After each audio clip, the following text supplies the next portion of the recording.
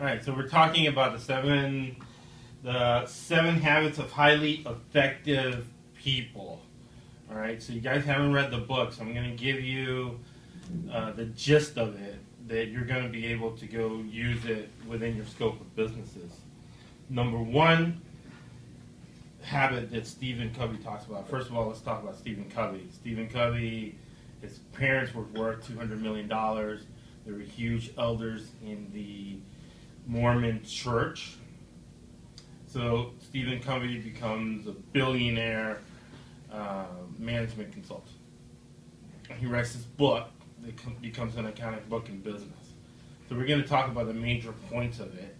And I've read this book 4 times, and I listened to the audio version at the beginning of every quarter to help me within my business. Because a lot of these things, he took things from the Mormon faith that can be applied to business.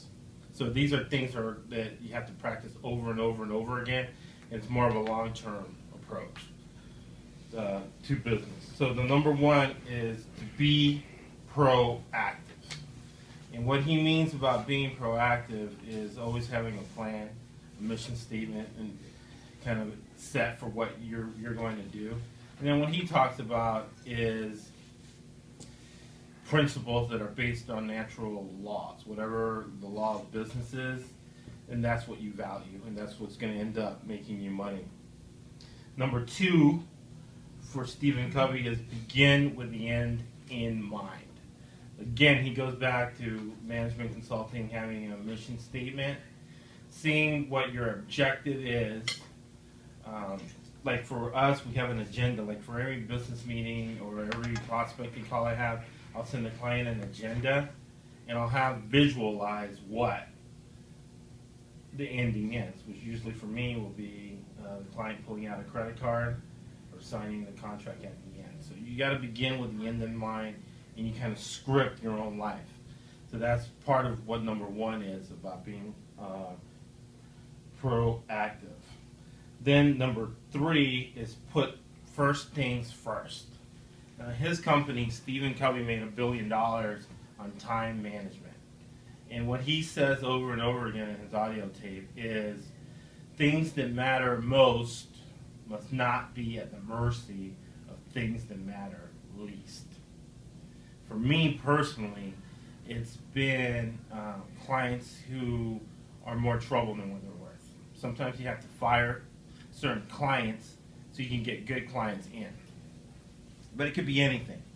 He talks about the 4 quadrants. Things that are urgent, things that are important, and things that are not important.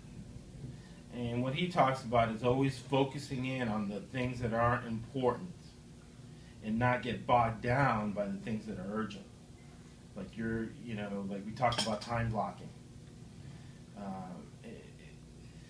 And the issue with time blocking is that all these urgent things, like when Brent gets to the office, there's all these urgent things that need to be taken care of. However, there are long-term things that he needs to take care of for an hour. So what he means by number 3, for first things first, will be Brent is going to time block for an hour, kind of plan out what the prospecting strategy is, and then after that hour, take care of things that are urgent. That's what he meant by number 3, first things first. Number 4 is about negotiating strategies in business, thinking win-win. So specifically, he talks about this divorced couple. I think about Ryan Sandberg and this defensive end for the St. Louis Cardinals, for the Rams. And what the defensive end and Ryan Sandberg did, they were professional athletes who were served with divorce papers before the season started. So their agent went to the Chicago Cubs, which Ryan Sandberg was playing for. And the defensive end went to the St. Louis Rams, who he was playing for, and said, hey, for this salary, for the next year, I do not want you guys to pay me 1 cent. I don't want any money because I don't want 1 more cent to go to my wife. So what Covey is saying is that when you're starting negotiations, you can't come from a real angry standpoint where it's like, all me, nothing for you. So he's saying that if you're going to be good in long-term business, right, salesmen think short-term, businessmen think long-term, that if you're going to go into the negotiation, you can't go into it all selfishly. You got to think of win-win or no deal. So Covey would say to those guys, hey, calm down. After you feel, have no deal, don't go into divorce negotiations now. Defer it until you'll feel better.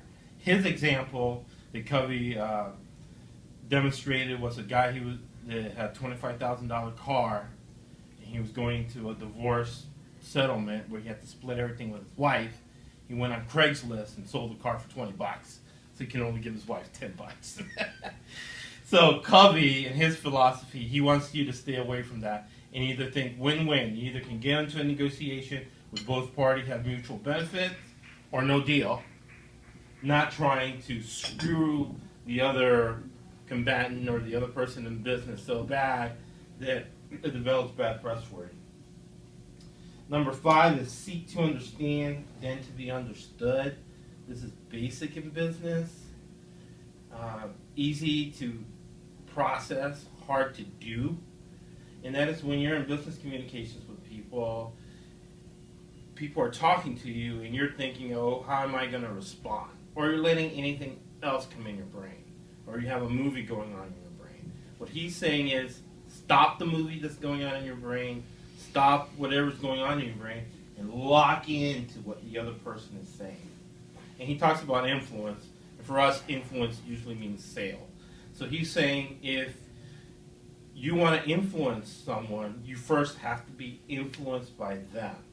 And then he's going back to principles of the natural law that everybody wants to be loved. So everybody wants to feel heard. And I guess my wife's a psychologist, so she always talks about validating another person's feelings. And that's true with clients. You validate their feelings. You find out where they're coming from. You stop your thoughts. And I think meditation has helped me a lot. Like before I start work, I'll read and I'll meditate and I'll block everything out of my mind and just focus in on the music. Stop all the thoughts that are going in, or if it's important, the thing I have to do at work, I'll write it down. But get my mind in a blank state. And helping my mind get in a blank state helps me to lock into what other people are saying or what clients are saying. And so I can, read back what they're saying and be able to lock in and really have authentic empathy instead of fake empathy. You should see a lot. Because a lot of people have read this book, have practiced this book, and they know it, and they give you a lot of fake empathy. But people can sense that the same we do. So really empathic listening is what he's talking about. Number 6 is synergize. And for me, this is the most important part of the book, because this goes on many levels of people you meet, all right? The 3 people that you meet in life are people who are independent. So that would be the lowest level of person for Covey. A person who's dependent. For me, it's a guy who's 35 years old and still living with his mother. And he won't make any decisions at all unless his mom tells him to do whatever. And all his bills are being paid by his mother or his dad or these trust fund kids. They're just living off a trust fund, and the executor of the trust fund is making all decisions for them. The second level is independence. These are people that are paying their own bills, that are making their own way in life. But that's not the highest level. Now, at its independence level, I see this guy every day, and I do business with this guy every day. And this guy, his religion was picked out by his parents. He's either Jehovah's Witness or Mormon or Baptist. His dad was in the military, so when he was 18, he went to the military. He came back from the military. His mom set him up with this girl. They got married. One of his ex-buddies in the military got him a job. So now he's 30 years old. He really hasn't made any decisions in his life. So he depends on me to make the decision for him, which I can do, but that's not the highest level for Covey.